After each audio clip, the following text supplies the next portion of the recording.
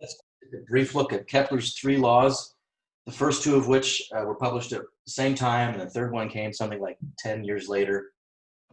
Kepler was doing his thing, I think at the end of the 1500s. I'm looking at his birth date and death date here. So on the cusp of the 16th and 17th centuries is when he published his results.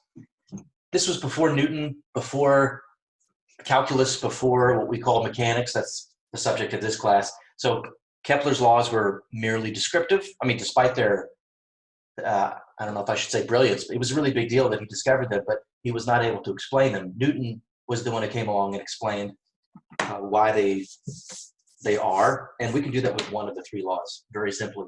So the very first law is the one that says the planets move around the sun. They orbit the sun in elliptical orbits, because prior to Kepler, everybody was obsessed with the notion that the orbits should be circular. In fact, everything had to be perfect circles in astronomy.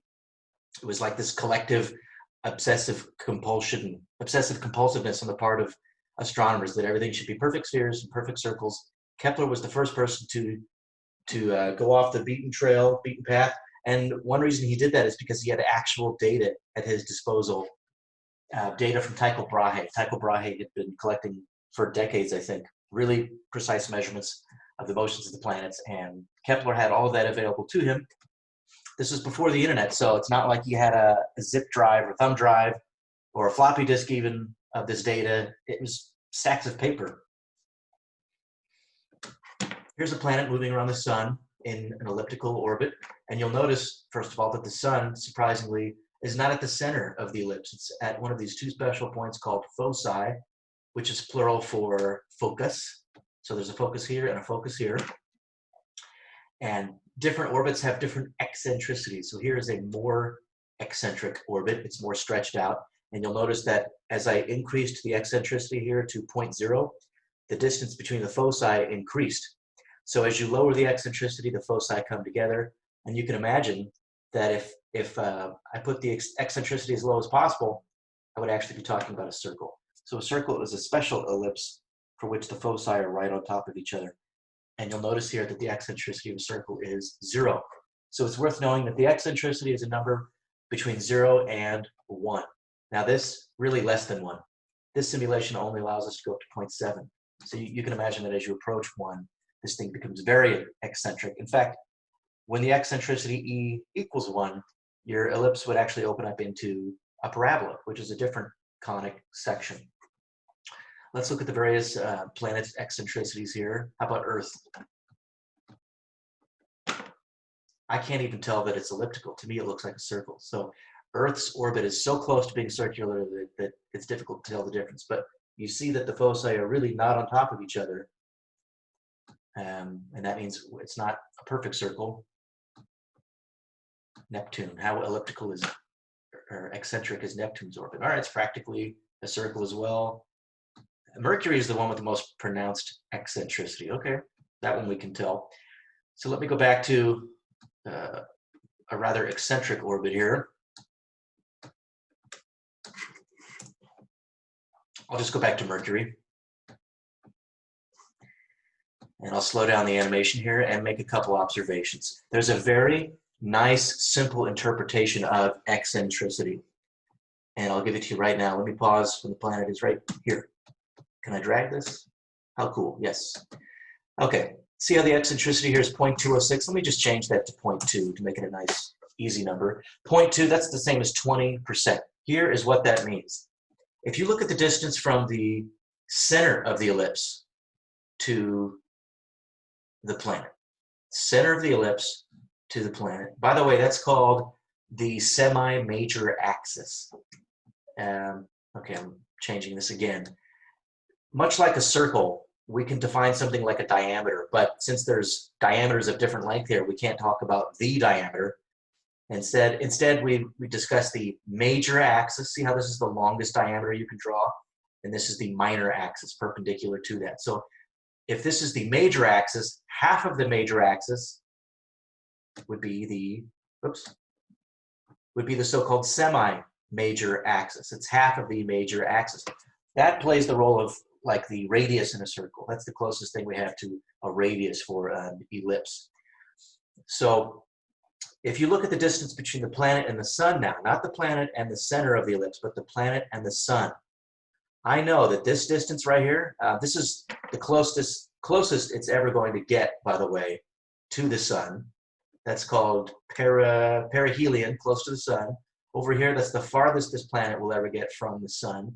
That's aphelion. So perihelion, closest approach, and aphelion is farthest away from the sun. Let me go back to the 20% eccentricity, and I'll give you that simple interpretation. How come I can't reach the number here? Number one. That simple interpretation. Okay, again, the semi-major axis, and by the way, we use the letter A. Almost every book uses the letter A for semi-major axis. A is the distance from the center, right here, to the planet. Now, right now, the planet is a little closer to the sun than A. See how this distance is less than the distance from the planet to the center? How much less? 20% less. That's what the eccentricity tells you. Now, when the planet is over here at aphelion, now its distance to the sun is greater than its distance to the center of the ellipse. How much greater? 20% greater. That's it. So if you think of A as a sort of average distance, the semi-major axis is kind of like the average distance from the sun, because sometimes the planet is closer to the sun than A, sometimes it's farther away. A is like an average. I say like an average because depending on how you define average, it's not exactly the average. Like if it's the average in time, it's really not A, it's something related. You can look up the Wikipedia article about that, and it gives you precise definitions of those various averages, but we don't need that. Okay, so again, if the eccentricity is 0.2 or 20%, that just means that at closest approach to the sun, the planet's distance from the sun is 20% less than the semi-major axis, and when it's at aphelion, the farthest point from the sun, its distance to the sun is 20% greater than A. Simple as that. It's a very nice interpretation of eccentricity. So maybe now you're wondering, what is Earth's eccentricity? 0.017. Well, that's 1.7%. Why don't we just round that to 2%? So roughly speaking, Earth's distance to the sun varies by plus or minus 2% throughout the year. And now you might be wondering, at what time during the year, what season are we at our closest approach to the sun? So let me get rid of this. Well, perihelion would be when the Earth is right here. Over here, we're a little bit farther from the sun than average. Here, we're a little bit closer. So you might think that this right here would be summer. Turns out it's February. Last time I checked, I believe it was February. So that tells you that our distance to the sun really does not have much to do with the seasons. The seasons have much more to do with the tilt, the Earth's axial tilt. So during the summer, the northern hemisphere is tilted towards the sun. 6 months later, we're tilted away. So if you want to learn more about that, take an astronomy class. It's really cool. Okay, so that's really the content of Kepler's first law. The planets move in elliptical orbits, and the sun is at one focus. So this simulation is awesome. Also, let's put the center in here. Let's go back to Mercury's orbit and show the radial lines. Okay, so let me put the planet at an arbitrary position. We've got two different distances, R1 and R2, from the planet to the two foci, right? This is the distance to the left focus, distance to the right focus. Now, as you watch the planet go around, of course, both of those distances are changing. They're constantly in flux. You can see that down here. R1 is always changing, as is R2. But what's interesting is that the sum of the two distances doesn't change. And that's really one way of defining an ellipse. An ellipse is the locus of points. That's the set of all points such that the sum of the distances to the two foci doesn't change. And that's why one way of drawing an ellipse would be to get a cork board and put two push pins into the cork board, stretch a string taut between the two. This planet would represent like a pen. So put a pen into the string, pull the string taut, and then just drag the pen around, making sure that you keep the string taut the whole time, and you will end up drawing an ellipse. That's one way to construct an ellipse. Okay, let's move on to the second law, which we can also see in this simulation. But I need to get rid of this garbage that's cluttering the simulation here. Kepler's second law. Okay. What happened there? Sweep continuously. Reset. Let's try resetting this. Sound effect. Okay. Ah, the sound effects help. I see what they did there. Okay, this time I'll slow the animation down to make it a little easier to see what's going on. And I won't, let me turn off the sound this time so I can explain what's going on here. Okay, what you're seeing here is the line drawn from the sun to the planet. Yeah, the line from the sun to where the planet was. And it's sweeping out area. And those little clicks you heard, let's say that you see one click for every month. You know, maybe, since it tends to take months or years for a planet to go around the sun. Let's say that we see a click every month. And the click happens every time the color changes. So if you look carefully at these various sectors, this distance here is greater than this distance, is it not? The distance the planet traveled between these two clicks, that arc length is greater than this arc length, which is the distance between these two clicks. And since the clicks happen at equal intervals, let's call it a month, that means when the planet was over here, it traveled farther during that 1 month than it did when it was over here. So the planet was actually moving faster through space when it was here than when it was here. Well, what's the difference? Do you see that over here the planet is farther from the sun than it is over here? So let me continue here. All right, so think about those clicks as happening every month. And it's pretty obvious the planet is traveling less distance between clicks than it does when it's over here. And that is because the planet is considerably closer to the sun when it's over here. So one thing we can already tell from this simulation is that when a planet is closer to the sun, it's moving faster through space. But we can be even more quantitative than that. I don't know how Kepler figured this out. He didn't have calculus. He didn't have that tool available to him.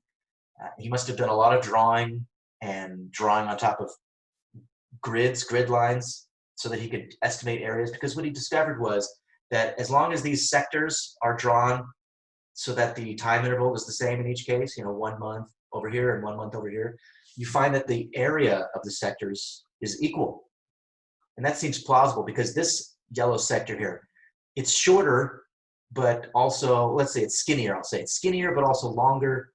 This one is wider, but shorter. So those two compensate for each other. And it should be plausible that this yellow area is equal to this yellow area. So the way Kepler's second law is often worded is the statement that a line drawn from a planet to the sun sweeps out equal areas and equal times.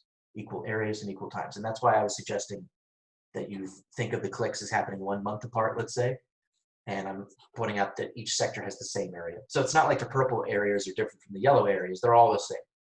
Equal areas and equal times.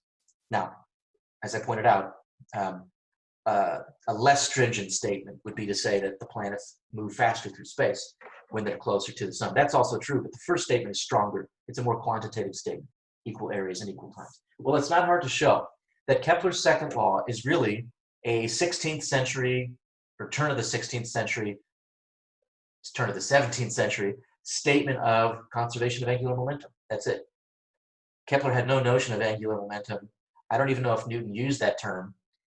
He probably had some other word for it, but once you've defined angular momentum, you can show that a planet's angular momentum about the sun is constant, and as a result of that, it sweeps out equal areas and equal times. So it's worth memorizing that Kepler's second law is merely an unwitting statement about conservation of angular momentum. Okay, there's 2 of the 3 laws. Honestly, the second one's probably the trickiest there, so that's out of the way. And now let's talk about the third law. I've pulled up a table. Where is it? Here. Okay. In astronomy, we actually look at the intro astronomy lab here. We actually look at how these measurements were made. But in Kepler's time, they actually were able to measure how long it takes these planets to go around the sun. These were the planets known to astronomers at the time, or known to people. You may be surprised to see this. You can actually go out right now, I think by like 3 in the morning, if you happen to be up at 3 in the morning, you will see Jupiter and Saturn to the south. It's May 31st, 2020, for those of you who are watching these in the future, or this video in the future, or the past, as it were. But yeah, you can easily see all of these planets with the naked eye. And they were able to determine how long it takes these planets to go around the sun. And you have to do it indirectly, because it's not like you can get in a spaceship and like go really high above the solar system and look down and chill for 5 years and watch all this stuff happen. That's not how they did it, of course. But they also knew the relative distances between the planets and the sun. They didn't know the absolute distances. What they knew was that Venus, for instance, is 72% as far from the sun as we are. So each of these distances is given in units where the Earth's distance from the sun is 1. And you may be aware that that's called the astronomical unit. Earth's average distance, specifically the semi-major axis of Earth's orbit, is defined to be 1 astronomical unit. So to say that Mars has a distance to the sun of 1.5 astronomical units means that on average, Mars is 1.5 times as far from the sun as we are. And when they say relative distance A, again, they mean the semi-major axis. So it's important to understand here the units we're using. These are not SI units. The period of the orbit is not given in seconds. It's given in Earth years. 1 year being how long it takes Earth to orbit the sun. And the distances are given in astronomical units, not meters. And here's what Kepler discovered. I have no idea how he did it. I'm sure you can read about that online, but he didn't have a calculator. He didn't have an Excel spreadsheet. I don't even think they did traditional graphing back then. But somehow he stumbled across this fact. If you take each planet and square its period in years, so take 0.242 here and square it, you get this number over here. This is the square of Mercury's time to orbit the sun. And then you take the semi-major axis of the planet, 0.388 in Mercury's case, and you cube that, you get this number over here. Now, for Mercury, these two numbers look similar. They're not exactly the same. 2 of the digits agree. So that could easily be a coincidence. But Kepler discovered that the same pattern persists for every one of the known planets at the time. And the agreement's not perfect, but it's close enough that you start to get the sense this cannot be a coincidence. There's got to be some physical law at work here. So, now we call it Kepler's third law. And again, Kepler didn't know why this was the case, but it was a pretty darn important observation that the square of the period of each planet is numerically equal to the cube of its semi-major axis. So in other words, you could just say t squared equals a cubed. T squared equals a cubed. That's Kepler's third law. And now we know that this same law works for anything in our solar system, not just these planets. It also works for Uranus, Neptune, even Pluto, even the random objects in the Kuiper belt, the asteroid belt. It works for everything that's orbiting the sun. And beyond that, it works for other solar systems. This is one of the coolest results out of mechanics because it gets used all the time in astronomy. And I hope to talk about that later. Okay, now I'm saying t squared equals a cubed. That's only true if you use these units, Earth years for time and astronomical units for distance. If you want to use seconds, for example, and meters, then you can no longer say that they're equal, but you can still say that they are proportional, and that's what this graph shows us. Yeah, you know what? Forget about the units here. Even if you were using distance units of meters and time units of seconds, you would still find that these data points all fall on a line. So for every one of these planets, the cube of the semi-major axis is proportional to this square. Remember, saying that two quantities are proportional is another way of saying that when you plot them versus each other, you get a straight line. Okay, so that's true in any system of units. And I'm going to show that in this video because it's really trivial. It is so easy. You just start from chapter 8 statement. And I think we should get to that. It, evidently, or not evidently, but because I'm trying to avoid that phrase, it turns out that.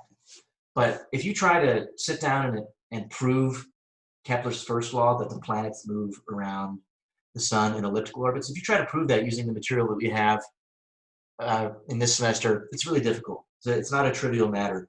The easiest way to do it is with calculus using polar coordinates. So if you're really curious, I know at Long Beach City College, a lot of the professors use, or the math instructors use the Stewart calculus book. I don't think Stewart has a derivation of Kepler's first law in it, but there's a, let's see, Thompson, I think, or is it Thomas or Thompson? Another popular calculus textbook. There's a proof in there. It's not hard to find them online. It's really not that bad to prove Kepler's first law. Newton was the first to do it. So you can do it elegantly with calculus. There's a bunch of variable changes in there, one or two really. You can also do it with just geometry, which Newton also did during his career with math and physics. And that's more challenging. I've seen them both, and I think that was actually more challenging. But just know that calculus and F equals ma can be used to prove that the orbits have to be elliptical. Basically, it's the 1 over r squared nature of the gravity force, the 1 over r squared. The fact that if you go twice as far from the center of the Earth, you weigh not 1/2 as much, but 1/4. So I'll come back to that briefly.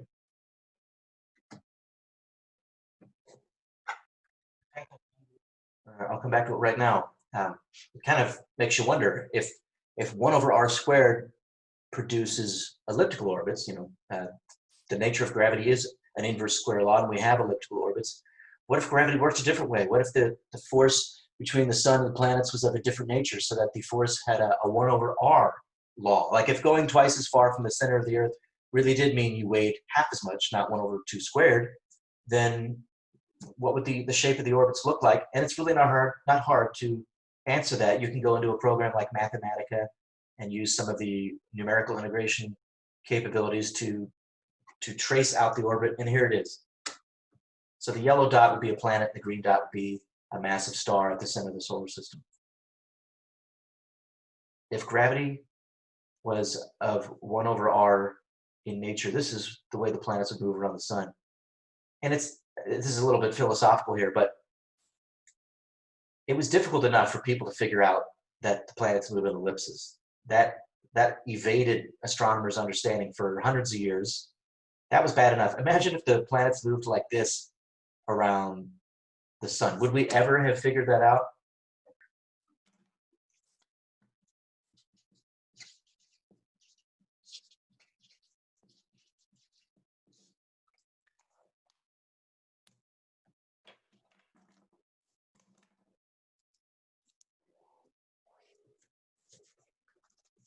Let's take a moment now and prove Kepler's third law. And we can only do it for circular orbits.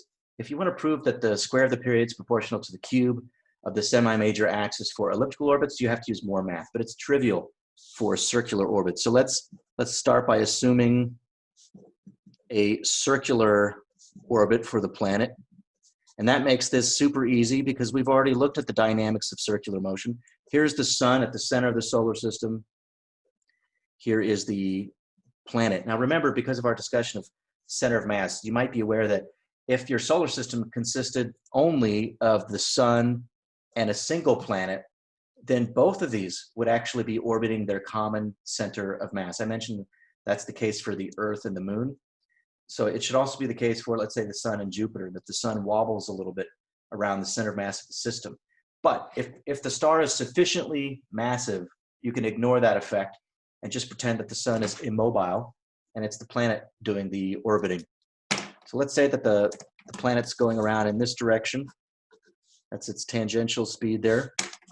And I only see a single force on the planet, and that would be the gravity force. Right? We already know how to analyze the dynamics of circular motion.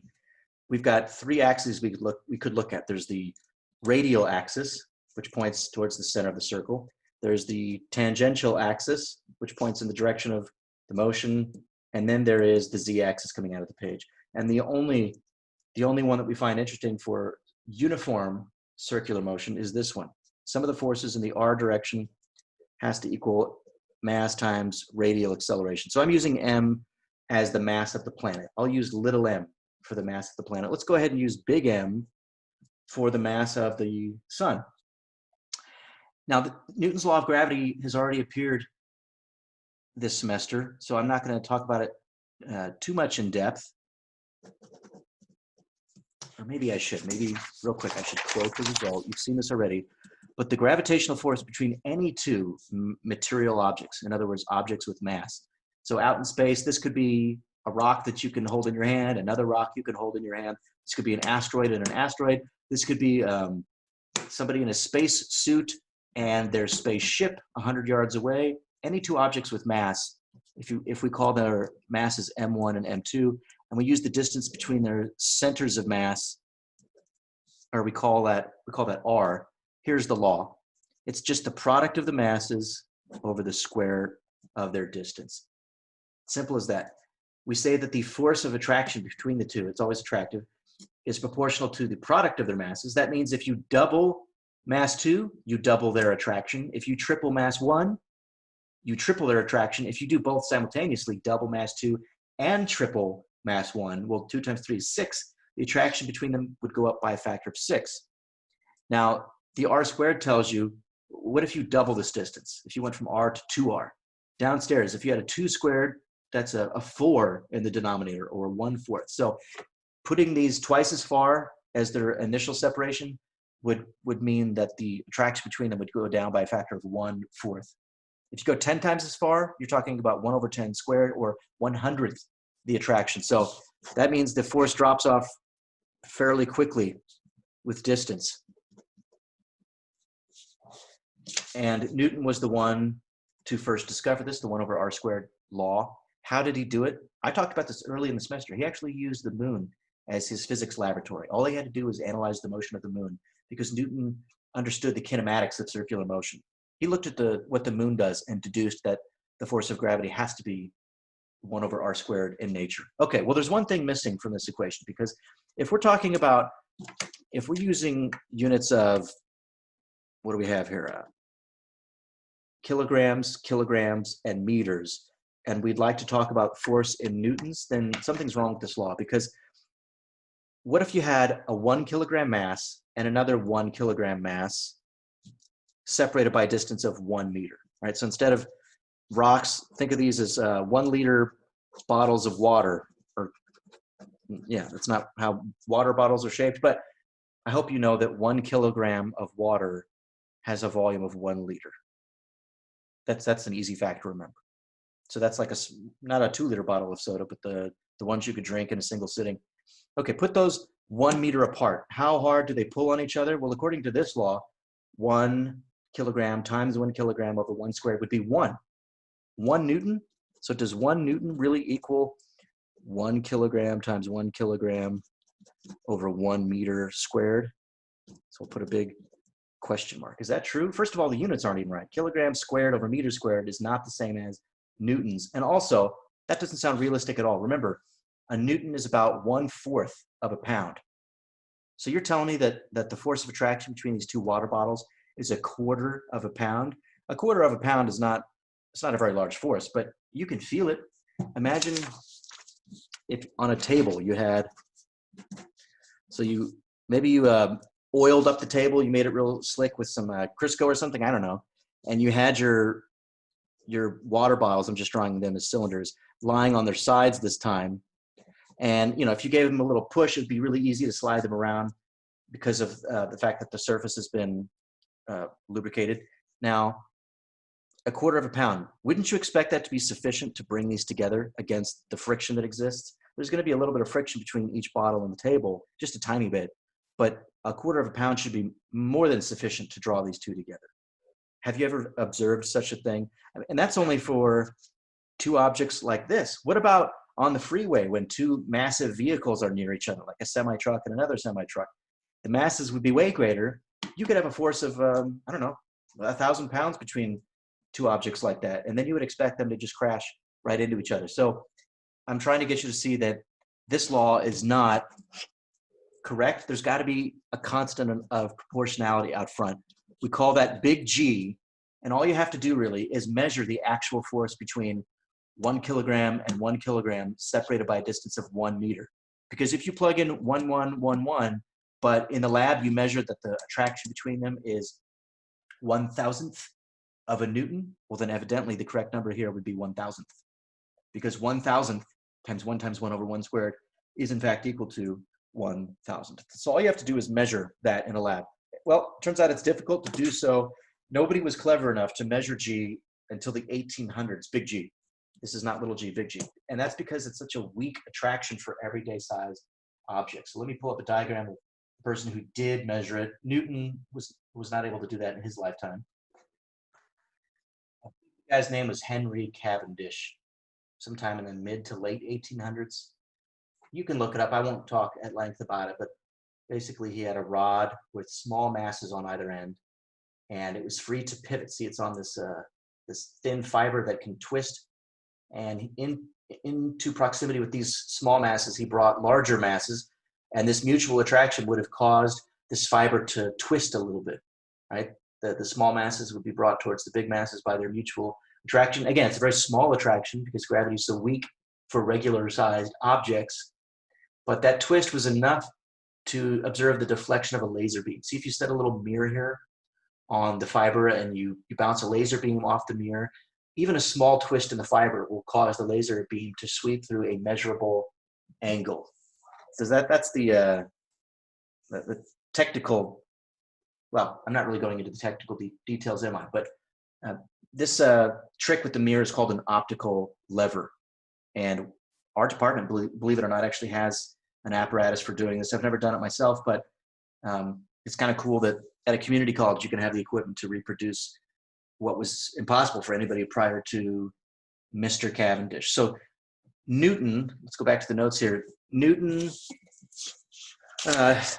left this world not knowing the value of this constant, the one that he proposed. I mean, he's the one that wrote down this law the first time, not knowing just how strong gravity was. Okay, so now we go back to the task at hand, which is trying to prove Kepler's third law for circular orbits. Okay, so the attraction between them, instead of M1 and M2, I've called them big M and little m. And how about I use big R for the radius of the orbit? That's the size of the planet's circular orbit. So the distance between the centers would be big R. And do I need a plus sign or a minus sign? Remember, any forces directed towards the center of the circle are considered to be positive in this book. So I'll leave the force with the plus sign. And now it's up to us to decide which formula we'd like to use for centripetal acceleration, because remember, we've got some options. You could go with V squared over R, V tangential squared over R. You could do R omega squared. I guess I should stick with capital R. And then there's that other one, 4 pi squared. Ooh, I've already forgotten. I think it's R over T squared. Yes. So depending on whether you'd like to know the speed of the planet's orbit, or the speed of the planet in its orbit, or its angular speed, or the period of the orbit, one of these would be most convenient. Well, I'd like to relate the period of the orbit to the size of the orbit. That's what Kepler's third law, or that's how it's usually stated. So I'm going to insert this statement. Now, have I used the correct m here? I'm talking about the acceleration of the planet. So yes, that would be mass little m. Little m times 4 pi squared R over T squared. And we notice immediately the little m's cancel. And I would like to express the period, the square of the period, in terms of the cube of R. So let me move the T squared over. I'll move the GM over, and I get this 4 pi squared over big GM times this R squared and that R make big R cubed. Whoa, look how easy that was. So trivial. We've already arrived at Kepler's third law, that the square of the period is some constant times R cubed. They're proportional. That means if you were to graph the square of the period versus the cube of each planet's radius, you would get a bunch of data points: Mercury, Venus, Earth, Mars, Jupiter, etc. They should fall on a line. And I made them fall slightly off the line because I'm imagining that there's some measurement error. But that's it. And the slope here, what's the slope?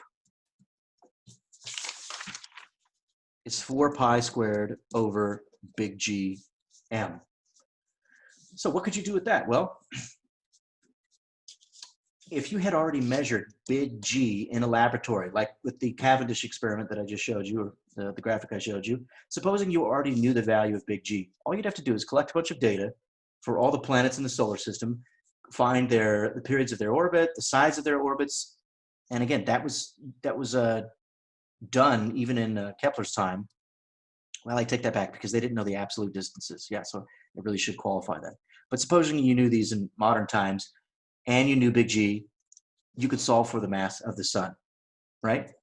Plot these data points for the various planets, get the slope, and since big G is already known, the only unknown in this relation, I should really put an equal sign here, the only unknown would be the mass of the object at the center of the solar system, which for us, of course, is the sun. So if you've ever wondered how they know the mass of the sun, I mean, you can't go there and put it on a scale. First of all, the scale would get incinerated and the scale would just fall into the sun. It wouldn't weigh the sun. You do it by looking at how quickly the planets orbit the sun. That's it. Or you could flip this inside out. Let's see, solar system. You could say slope. I'm just rewriting the same result here.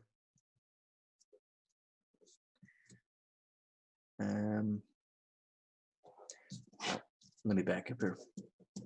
We know that this has to be true, not just for our planets going around the sun. If you think back to how we got this result, there's nothing specific to our solar system. This could be any planet going around any massive star. And we now know that the planets going around stars is the rule, not the exception. We think that, or astronomers think that most of the stars you see in the night sky have their own planets now.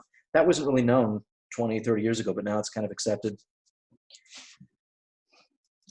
So this law would have to hold true for those planets as well.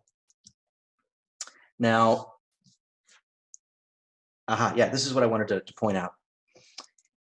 If you're looking at the planets going around another faraway star, well outside of our solar system, big G is known. And you know what, I'll just pull up a graphic. Hang on a second. What this person has to say. Let me back up a few seconds.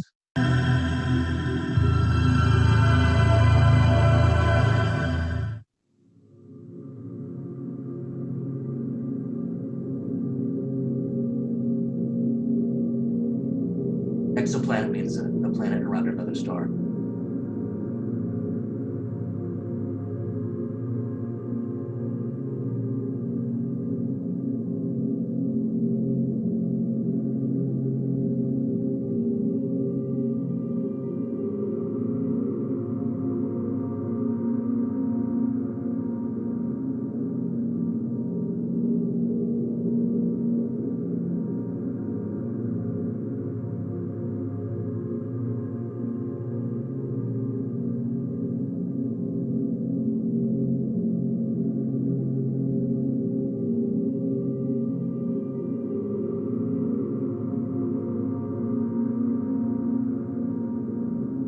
This has some information I'm not really interested in, but the key is right here.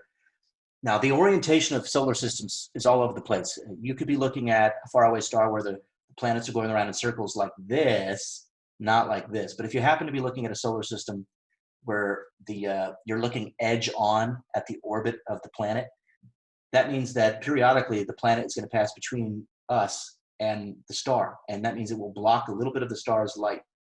Can I back up here? Yeah, right now, the planet is collinear with us and the faraway star. So this little patch of light, which otherwise would make it to our eyeball or our telescope, is not. And that means if you look at the intensity of light coming from the star, it's going to dip during that so-called transit.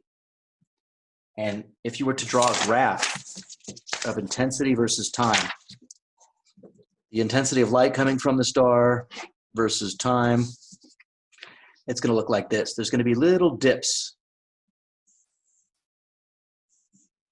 And it's really easy to interpret. First of all, they're periodic. They happen at regular intervals. Right here is where the planet is either off to the side of the star or behind it. But here is where the planet is passing in front of the star and blocking just a little bit of its light. So hopefully it's obvious to see that this is the period of the orbit. That's how long it takes the planet to go around the sun. If you see a drop in intensity every 2 weeks, that tells you that it takes 2 weeks for that planet to go around the sun. And as that video pointed out, astronomers have now used this method to measure the periods of thousands of planets going around other stars. Now, oftentimes it's more complicated because there are multiple planets. So you see multiple dips varying depth, and then you have to use a computer to help you sort that out. But the point is, you can make really accurate measurements of the period of planetary orbits. So it's exciting to read about that, just how many planets have been discovered that way. Going back to Kepler's third law, which we know can be applicable to any solar system. Kepler was not aware of that. So you can measure the period very precisely. Big G is already known, so astronomers have that value. Also, the mass, this is the mass of what? The planet? No, that's the mass of the massive star at the center of the solar system. It doesn't have to be the sun. That can be determined by other methods. So I definitely won't go into that, but if you take intro astronomy, you'll learn about this. Astronomers can do a really good job of measuring a sun's or a star's mass by looking at the light coming from it. If you just make detailed measurements of the light coming from a star, you can deduce its mass pretty accurately. So period can be determined. That's the period of the planet's orbit. We know big G. We can determine the mass by other means. That means the only unknown is the distance. And that's perhaps the most interesting question of all. How far is the planet from its host star? Because if it's too close, it's going to be real hot. If it's too far, it'll be colder than Antarctica. Or is it somewhere in the middle, somewhere in the so-called habitable zone or Goldilocks zone? Could there be life on that planet? That's the question that interests us. So you can't answer that question, is it possible for life to exist on this planet, without using Kepler's third law. And Kepler's third law, very trivially, came from F equals ma applied to circular motion. Now, like I said, if it's an elliptical orbit, the math is a little more complicated, but it's essentially the same result. Okay, so what else can we do with this? You should know not just the law. More importantly, you should know how to get the law by starting here. Remember, there's so few tools that you need to develop the entire curriculum this semester. It's just F equals ma, Newton's law of gravity, Newton's third law. That's kind of it. Let's now insert the other expression for acceleration. I'm going to go with the v squared over r this time, and I'll just call it v, not v tangential. So if we had started there, some of the forces in the r direction, that's forces on the planet. I only see one force, that's the gravity attraction between the sun and the planet. And you know what? I probably shouldn't use big R here. I'm going to start over. I like to reserve big R for the radius of the sun or the radius of the planet. Let's go with lowercase r so we don't conflate the two. Big G, mass of the star, mass of the planet over the size of the orbit squared. And this time I'm going to go with v squared over r. So I won't write v tangential because we don't really need the t. And I'd like to solve for v this time. M's cancel. V squared is g big M over, well, you see how this r, when we put it over here, will cancel one of these r's, and we're just left with that. So in other words, the speed is just root gm over r. And that's an interesting result. It says that the speed of a planet around a sun or anything orbiting something else, something more massive, is proportional to 1 over the square root of r. You don't have to memorize that unless you're good at memorizing, but that's kind of cool. It says if you go out 4 times, if a planet is 4 times as far from the sun as another planet, well, 1 over the square root of 4 is 2. So you'd have to go out 4 times as far before the speed was cut in half. That's another way of saying that. But the important thing to note is that as your distance from the sun increases, your orbital speed decreases. So if you were to orbit the sun at a particular distance using the gravitational force as your centripetal force, there's only one speed at which you can go. The speed is determined by the distance. You can't pick any old speed you want. And so if you look at simulations of the entire solar system, you'll see that the farther out you go, the slower the planets are moving. This is Kepler's third law, just as this is Kepler's third law. Here I've written it as a relation between the radius and the period. Here it's written as a relation between the radius and the speed. So you know what? Why don't we do something real quick? Let's measure the mass of the Earth using this form of Kepler's third law.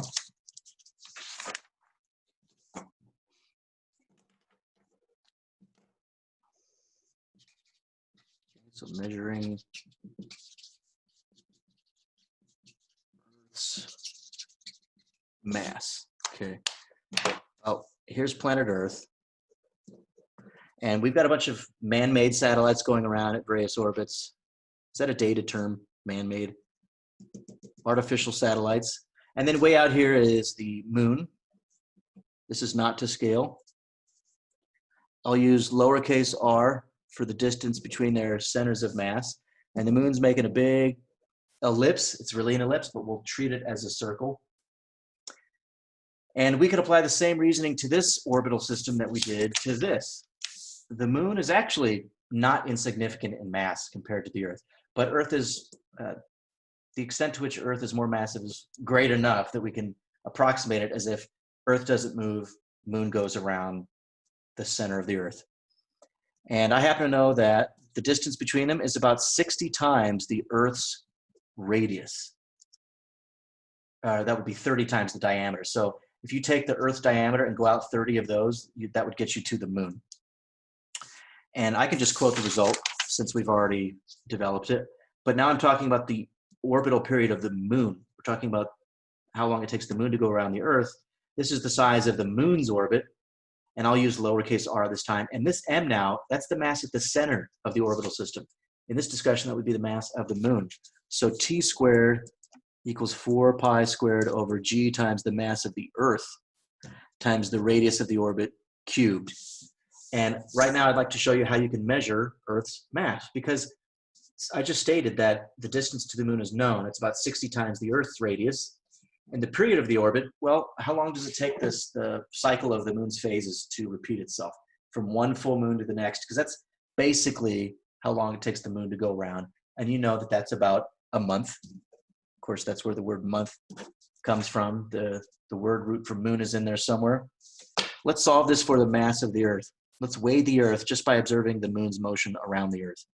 I get 4 pi squared over g times r cubed over t squared. I'm going to need a calculator, but I'm also going to need a couple other things. Let's get a piece of paper with some room here.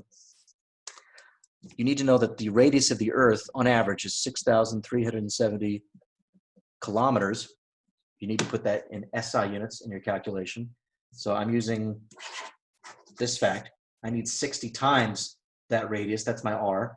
And then for the period of the moon, well, it gets tricky because there's different definitions of the moon's period. If you want to know how long it takes the cycle of phases to repeat, like from one new moon to the next new moon, that turns out to be a little bit different. So here's some astronomy terminology. The period that we're talking about, how long it takes the moon to actually make one circle around the Earth, that's called the sidereal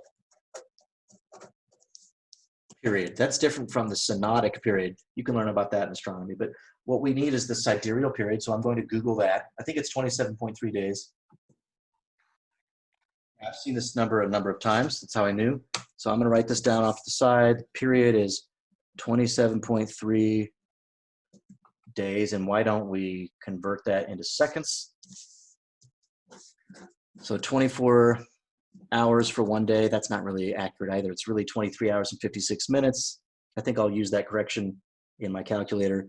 And then there are 3,600 seconds in every hour. Okay.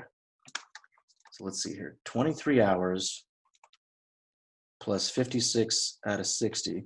So it's really that many hours per day in decimal form times 27.3 times 3,600. And I'll use scientific notation. I'll just round this to 3 figures, 2.35 times 10 to the 6th. 2 million seconds in a year, now you know. Okay, now that I've got all that stuff, I think it's worth actually showing you how I did this in my calculator. You probably don't have the little $10 Casio. Maybe you've got one of those TIs with the parentheses, so you could do it differently. But here's how I would do it. First, I'll find the radius. I'll say 60 times Earth's planetary radius, which is times 6,370, but that's kilometers, so I have to give it a power of 3, or 10 to the 3rd. I hit equals first. So now I've got the distance to the moon in meters. Let me cube that. So there's a cube button here, but I'll just raise it to the 3rd power. Okay, there's r cubed. Now I can divide it by the number of seconds squared. So 2.35 times 10 to the 6th. I hit the squared button. Then I hit equals. Okay, so that's this ratio here. That's r cubed over t squared. Now I will multiply by 4. I will multiply by pi squared. And the last, that's a really big number, right? The last thing I need to do is divide by g. So on your note card going into your exam, you want to have the value of g.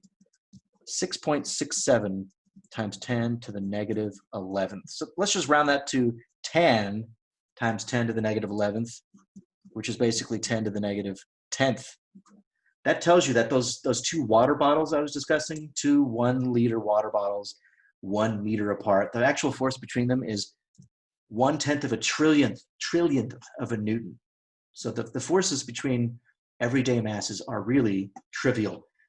The force of mutual gravitation between two masses only becomes significant when one of those masses is the size of a planet or a moon, or at least a very large asteroid. Okay, so the last thing I'd have to do would be to divide by 6.67 times 10 to the negative 11th. And one of the challenges in this chapter is using your calculator to punch all this stuff in. And I get the right number. I've seen this before, 5.98. I'll just call that 6 times 10 to the 24th kilogram. So if you've ever wondered how on earth, no pun intended, people know the mass of the Earth, well, we know that by, well, one way would be to observe the timing of orbiting objects like artificial satellites and planet Earth. Of course, if you spend all the time and money on putting a satellite into orbit, I think you would need to know ahead of time what the Earth's mass was. So you could start with the moon, and then I'm not sure how you would make other more precise measurements. I mean, if you happen to know the density of the Earth, you could, integrate density times volume, do it that way. And it's not like we know this value to 10 sig figs. If you read on Wikipedia about the mass of the Earth, I think they only know that value to 3 or 4 digits.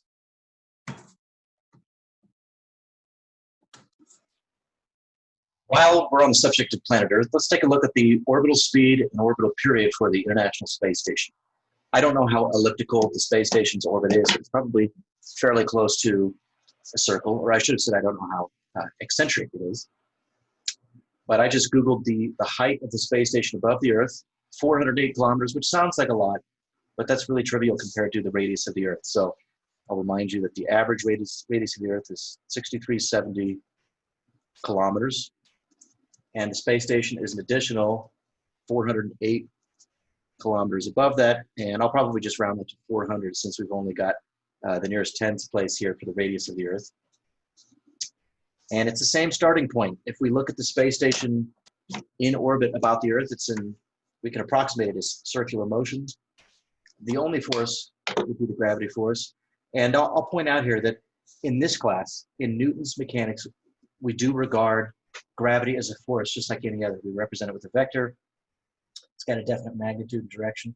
But a better description of gravity comes from Einstein, in which you talk about gravity as the curvature of space-time. It's not even a force. So you would have a very different starting point for analyzing an orbit.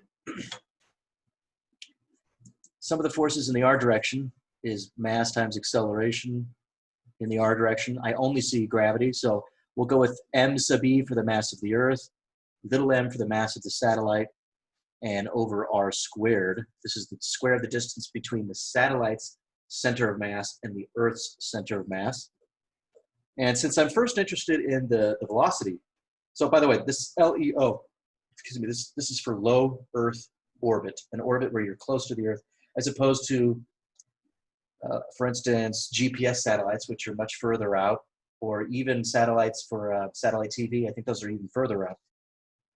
So since I'm looking for the speed, I'll start with the v squared over r version. Again, there's nothing new here. I'm just recovering the same expression we already looked at. It's root g mass of the Earth over r. You don't have to memorize this, but I think it's worth memorizing it because later today, I'm going to post another video where we look at energy considerations for problems involving gravity. And we're going to see a root 2gm over r all over the place. So root gm over r, root 2gm over r, they're familiar expressions in a lot of these problems. So how's about I plug numbers in. Before I do that, I'll recognize that the total distance here would be the radius of the Earth plus the extra altitude above the Earth's surface. I think I'll do the denominator first. So 6,370 plus 408, whatever. I'll keep the 8. That's in kilometers. So Oh, darn it. You know what I can do is just 6370 plus 408. I could just multiply this by 1 times 10 to the third. So now I've got my distance in kilometers. I'll take the reciprocal of that, and then I'll multiply by 6.67 e negative 11 times. And then I already determined the mass in that previous problem.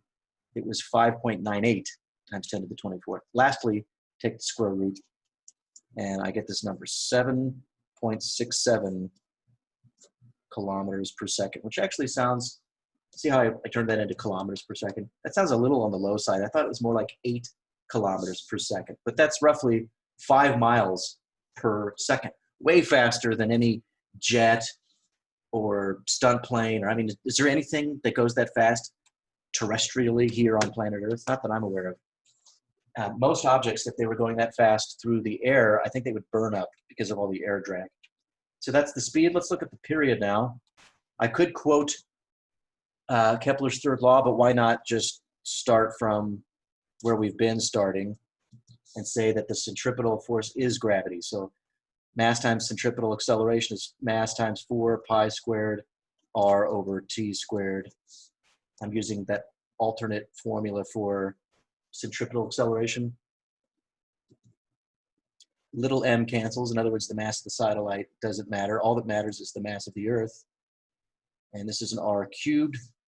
Okay, so t would be, in order to undo the square here, I would have to take the square root of both sides. Well, the square root of 4 pi squared is 2 pi. That's easy. And I've got a root gm here. Square root of r cubed, I could write that as r to the 3/2 power, right? Because to take the square root is the same as taking the 1/2 power. Okay. Well, the denominator, that's the annoying part. I think I'll do that first, and I'll put that in memory. 6.67 e to the negative 11, or times 10 to the negative 11. And then 5.98, 10 to the 24th. Take the square root, take the reciprocal, times 2 times pi. Okay, I'll put that all in memory. And then lastly, the radius, that was the, I'll put this in parentheses, 6,370 plus 408, close parentheses, times 10 to, my calculator is still being strange here. Okay, that's the distance, which I will now raise to the 3/2 power. Raised to the, I can use a fraction here, 3/2. Okay, I'll multiply all of that by what's in memory. And I get this many seconds. Remember, if I plugged in all my numbers in SI units, then I should still have SI units. That's how many seconds. Let me divide that by 60 to convert to minutes. And I get 92 minutes. This number still does sound unfamiliar, so perhaps I made a calculator error, but this sounds about right to me. 1.5 hours approximately for the ISS to go around planet Earth. So let me pull up a website that tracks the ISS. ISStracker.com. I know there are other websites. And if you watch carefully, you'll see that the position's being updated. They're showing you the trajectory around the Earth. And it looks all curvy like that because you've taken the spherical Earth and projected it onto a page. So of course, that's going to distort the appearance of the orbital path. But if you were to watch this for a few minutes, I think you would get the sense. Yeah, it's going to take about 1.5 hours for it to go around the Earth. I found this video with some nice little animations of different types of orbits. Caught this guy in an awkward moment there with the facial expression. Ranges from 100 to 2,000 kilometers. LEO orbital altitudes typically range from 100 to 2,000 kilometers, resulting. That's the one we just looked at, right? The ISS is at 408 kilometers.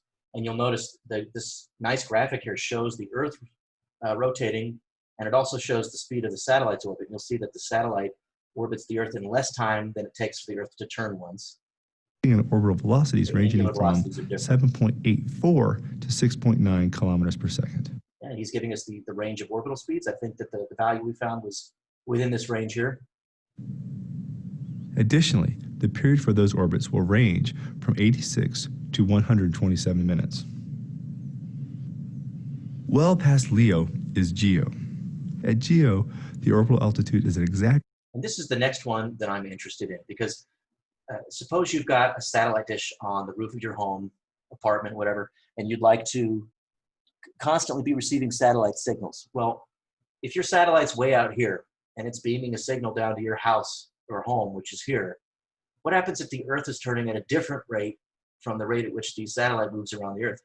You know, what if by the time the satellite gets here, your home has rotated all the way over to here, and now the signals would have to go through planet Earth to get to your satellite? Of course, that's not going to happen. You would no longer receive the signal. So in order for a satellite to stay over your home, it would have to turn through the same number of degrees per second as your home does. In other words, the Earth's rotational speed would need to be the same as the rotational speed of the satellite, or you could say that their periods would have to be the same.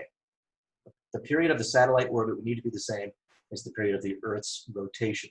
And we know that that's 23 hours, 56 minutes. So let's go and calculate what the orbital radius would have to be. Remember, at a particular radius, the speed is already determined by Kepler's third law, or you could just say by the mechanics of the situation. And that means the period is also already determined. So hit play for a few more seconds here. Altitude, not a range like at Leo. The orbital altitude is 35,862 kilometers. The orbital velocity is 3. Let me go back. Let's try to confirm that number, but let's also note, I think this is not to scale, because remember the Earth's radius is something like 6,300 or 6,000 kilometers. So 35,000 would have to be more than 5 times that. And I don't think he's accurately represented that. That's because the drawing wouldn't be as easy to interpret. Altitude is 35,862 kilometers. The orbital velocity is 3 kilometers per second. Okay, so let's try to confirm both of those numbers. I suppose there's no sense really in going through the work again, because we've done it a couple times. Kepler's third law, square of the period, is there's a 4 pi squared over gm r cubed. And the first thing we want to know is, let me put down here, geosynchronous. So you want that satellite to always be in the same spot in the sky. It's got to be turning with the Earth. How high out would it have to be? We're solving for r. Well, now we have to raise both sides to the 1/3 power to get rid of that r cubed, right? So now we've got an r equal to, let's see here, 4 pi. Actually, to solve for r, I'd have to put the reciprocal of this on the other side. So I've got a gm, this is mass of the Earth, over 4 pi squared, all of that to the 1/3 power, and then the period to the 2/3 power. And now the rest of it is just plugging stuff in, which is a little annoying. The period is 23 hours and 56 minutes, I think 4 seconds also. But believe it or not, 24 hours is not the amount of time it takes the Earth to turn once. It's the amount of time it takes the sun to go from directly overhead to directly overhead. So 23 times 60 times 60 plus 56 times 60, we're talking about 86,160 seconds. And these numbers, I know, I think I'm ready to evaluate all of this. So let me do the quantity in parentheses first. 6.67 e negative 11 times the mass of the Earth, 5.98 times 10 to the 24th, divided by 4, divided by pi squared, equals, and then I'll raise all of that, or I'll take the cube root. I think there's a cube root button. Okay, let me put that in memory.